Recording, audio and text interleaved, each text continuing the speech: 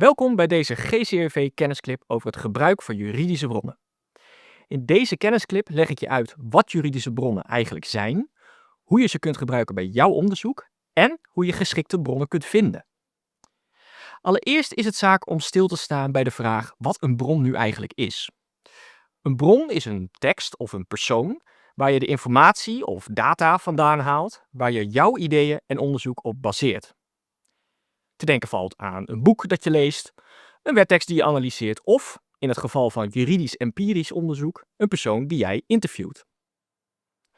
Vaak maken we onderscheid tussen twee soorten bronnen: primaire bronnen en secundaire bronnen. Primaire bronnen zijn originele, oorspronkelijke of eerstehands bronnen. De informatie in deze bronnen is nog niet door iemand anders geïnterpreteerd. Het vertelt ons dus rechtstreeks wat het recht inhoudt.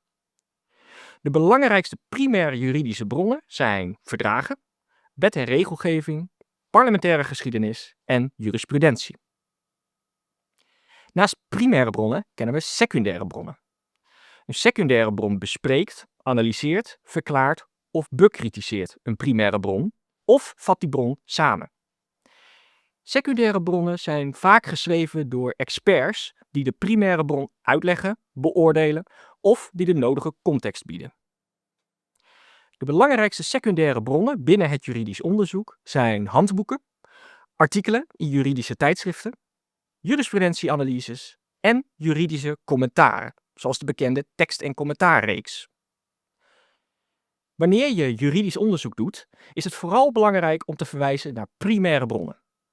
Hiermee vergroot je de betrouwbaarheid van je onderzoek. Die primaire bronnen zijn immers nog niet door iemand anders geïnterpreteerd.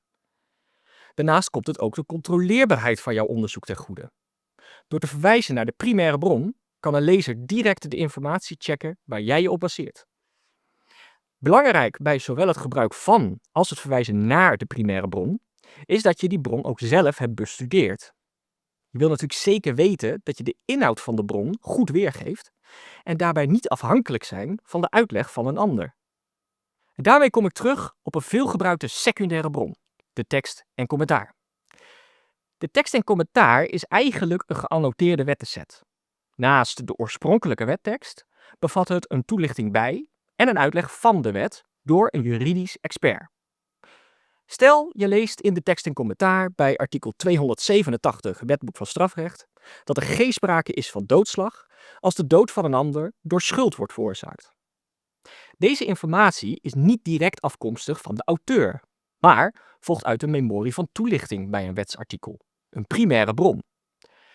Om meer inzicht te krijgen in de discussie die destijds gevoerd is over dit onderwerp, is het dus van belang om zelf de memorie van toelichting te bestuderen. En volstaat het niet om enkel af te gaan op hetgeen de tekst en commentaar hierover vermeldt. Betekent dit dan dat je weg moet blijven van secundaire bronnen? Helemaal niet. Secundaire bronnen kunnen zeker waardevol zijn. Je kunt ze bijvoorbeeld gebruiken om je eigen begrip en kennis over een bepaald onderwerp te vergroten, of om te achterhalen waar in de rechtswetenschap of de rechtspraktijk nog onduidelijkheid over bestaat. Ze kunnen daarmee dus ook een goed vertrekpunt bieden voor jouw onderzoek. Daarnaast zijn die secundaire bronnen noodzakelijk om bestaande discussies in het recht te duiden. Zorg er wel altijd voor dat je kritisch naar die bronnen kijkt. Nu je weet hoe je primaire en secundaire juridische bronnen gebruikt, geef ik je nog enkele tips om deze bronnen te vinden. Gebruik allereerst verschillende zoekmachines. Dat vergroot het aantal resultaten dat je vindt. Zoek dus niet alleen binnen Legal Intelligence en Clear InView, maar zoek ook eens in WorldCat of Google Scholar. Gebruik ook verschillende zoekopdrachten.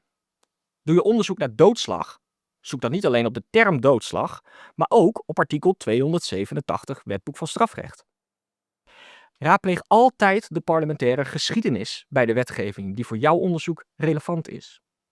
Waarom is een wet ingevoerd? En waar is in aanloop naar die invoering discussie over geweest? De parlementaire geschiedenis geeft inzicht in de aanleiding en het doel van de wet. Zorg ervoor dat je meerdere bronnen over een bepaald onderwerp bestudeert. Bespreek je in jouw onderzoek de kritiek in de literatuur op bepaalde wetgeving? Volsta dan niet met één secundaire bron, bijvoorbeeld één tijdschriftartikel. maar verwijs naar meerdere bronnen. Zo zorg je ervoor dat je volledig bent in jouw analyse en voorkom je dat je een te eenzijdig beeld schetst. Tot slot, in voetnoten van veel secundaire bronnen wordt verwezen naar andere relevante bronnen, die je vervolgens zelf kunt opzoeken en bestuderen. Deze sneeuwbalmethode kan helpen om bronnen te vinden die je zelf misschien niet ontdekt zou hebben. Nu is het tijd om zelf aan de slag te gaan. Heb je eenmaal genoeg relevante informatie gevonden voor jouw onderzoek? En wil je weten hoe je die gevonden bronnen het beste kunt analyseren en verwerken? Kijk dan naar onze andere kennisclips.